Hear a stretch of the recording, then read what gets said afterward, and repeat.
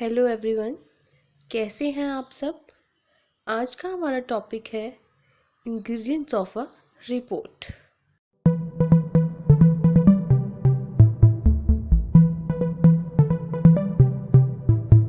Hello friends, आज जो हमने पढ़ना है that is the ingredients in a report, यानी कि कौन कौन से इंग्रेडिएंट्स, मतलब क्या क्या पेजेस हैं जो हमारी रिपोर्ट में इंक्लूड होते हैं। और उन पेजेस को हमने 3 पार्ट्स में डिवाइड किया है, दैट इज़ दी प्रीफेटरी इन्फॉर्मेशन, यानी कि जो प्रीलिमिनरी शुरुआती पेजेस रहते हैं रिपोर्ट के वो कौन से होते हैं। उसके बाद जो मेन बॉडी रहती है, यानी कि जो हमने मेनली रिसर्च करी है उसके बारे में लिखते हैं। देन लास्ट में हमारे पास जो आता है एंड सेक्शन में हम लिखते हैं कि कौन कौन से सोर्सेज थे जिनसे हमने हेल्प ली, और अगर जो हमने टर्म्स यूज़ करी हैं उनके मीनिंग क्या है, ये सब आता। सबसे पहले है टाइटल पेज, जिसमें रिपोर्ट का टाइटल हो, यानी कि जो आपका रिसर्च टॉपिक है उसका टाइटल हो, रिसर्चर का नेम एंड एड्रेस हो, या फिर उस ऑर्गेनाइजेशन का जो रिसर्च कंडक्ट कर रही है, और उस ऑर्गेनाइजेशन या क्लाइंट का नेम भी हो जिसको हम अपनी रिपोर्ट सबमिट कर रहे हैं, प्लस मेंशन करें डेट ऑफ सबमिशन को भी। नेक्स्ट इज प्रीफेस, इसमें रिसर्च की यूज़फुलनेस के बारे में लिखा है एंड एक्नॉलेज किया है उन सबको that have contributed to the accomplishing of project. Next उसके बाद आता है लेटर ऑफ ट्रांसमिटल। ये तभी इंक्लूड होता है जब रिसर्चर एंड क्लाइंट के बीच में फॉर्मल रिलेशनशिप होता है। इसमें रिसर्चर का ओवरऑल एक्सपीरियंस समराइज्ड फॉर्म में मेंशन किया होता है। Then is the letter of authorisation. ये लेटर क्लाइंट देता है रिसर्चर को कि वो उससे परमिशन दे रहा है रिपोर्ट प्रिपेयर करने की। Next is the table of contents. इसमें लिस्ट होती है जिसमें टॉपिक्स के नाम होते हैं with their page numbers. Then it is followed by the list of graphs, charts, tables and appendices. Prefatory information का लास्ट पेज जो हमारे पास आता है that is the executive summary. ये बहुत इम्पॉर्टेंट सेक्शन है जिसमें समराइज किया होता है प्रॉब्लम को, रिसर्च डिज़ाइन को, मेजर फाइंडिंग्स को एंड कंक्लूजन को। It's like a mini report and it is written after the rest of report. Next इसमें आ जाती है मेन बॉडी, जिसमें सबसे पहला हमारा पॉइंट है प्रॉब्लम स्टेटमेंट। इसमें जो प्रॉब्लम होती है उसके बैकग्राउंड को अच्छे से एक्सप्लेन किया होता है, प्लस इसको क्यों नीड है स्टडी करने की वो भी बताया होता है। Then is the research objective. इसमें स्टडी का ऑब्जेक्टिव डिफाइन किया होता है, और अगर ये एक एक्सपेरिमेंटल या कैजुअल स्टडी है तो इसमें हाइपोथेसिस भी होगा। Then is the research methodology. अब आपने जो भी मेथडोलॉजी यूज़ की है इंफॉर्मेशन कलेक्ट करने के लिए वो मेंशन करनी होगी।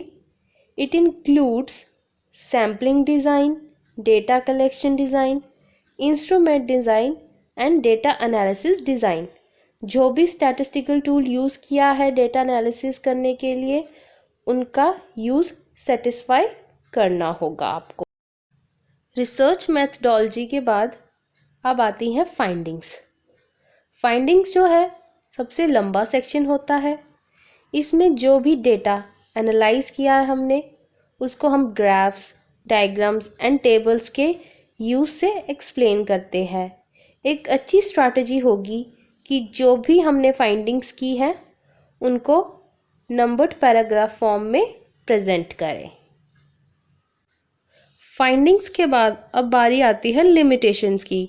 हमें अपनी रिपोर्ट में क्या कमियां रह गई वो बतानी होगी। यहाँ पे एक प्रोफेशनल रिपोर्ट में लिमिटेशन का सेक्शन ज़रूर होगा। ये लिमिटेशंस मोस्टली होती हैं because of time and budget constraint और सैम्पलिंग कंस्ट्रेंट्स एक्सेट्रा। इस सेक्शन को लिमिटेड बट सिग्निफिकेंट लिमिटेशंस के साथ ही प्रिपेयर करना है। देन लास्ट मेन बॉडी के अंदर जो पेज आता है that is conclusion and recommendations. इस सेक्शन में फाइंडिंग्स को इंटरप्रेट किया जाता है जो कि पहले स्टेट की थी by correlating the different variables. जो रिजल्ट्स हैं उन्हें इंटरप्रेट किया जाता है in light of problem that is being handled in project. फिर उन कंक्लूजन से ही रिकमेंडेशंस आती हैं। ज़्यादातर रिकमेंडेशंस में सजेशन होती है for further research areas that are unexplored. Report के आखिरी पेजेस पे क्या आता है उसे हम कहते हैं एंड सेक्शन। अब हमारी फाइंडिंग्स के बाद, कंक्लूजन्स एंड रिकमेंडेशंस के बाद कि अगर आप आगे रिसर्च कंडक्ट करना चाहते हो तो उसमें आप अपनी अगली प्रॉब्लम का टॉपिक क्या ले सकते हो, ये सब बताने के बाद अब आखिर में हमने बताना है कि हमें हमारी रिसर्च के आइडियाज़ कहाँ से मिले या फिर हमने कहाँ कहाँ से हेल्प ली। तो उसमें सबसे पहले आता है हमारे पास बिब्लियोग्राफी। अब दोस्तों, जैसे मैंने आपको अपनी लास्ट वीडियो में भी बताया था कि bibliography is nothing else but list of sources होती हैं, जो सोर्सेज हमने अपनी रिसर्च पूरी करने के लिए यूज़ किए होते हैं उनकी, और उनको बस अल्फ़ाबेटिक ऑर्डर में अरेंज कर दिया होता है। बिब्लियोग्राफी के बाद जो पेज आएगा that is of appendices. Appendices में टेक्निकल इन्फॉर्मेशन होती है और ये एग्जिबिट्स, टेबल्स और instruments used for data collection किसी भी फॉर्म में हो सकती है। Next is glossary.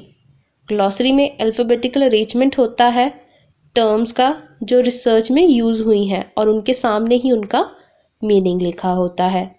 Last page is of index. ये एक अल्फ़ाबेटिक अरेंजमेंट होता है ऑफ नेम, सब्जेक्ट और a company giving the page और pages on which item is mentioned. तो दोस्तों, हमने देखा कि किस तरह से एक रिपोर्ट के पेजेस को किस ऑर्डर में अरेंज किया जाता है।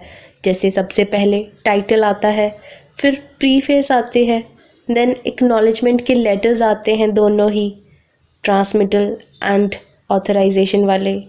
उसके बाद कैसे कैसे फिर मेन बॉडी पे जाते हैं। मेन बॉडी हमारी ख़त्म होती है जहाँ पे हमारी फाइंडिंग्स, कंक्लूजन्स एंड रिकमेंडेशंस होती हैं।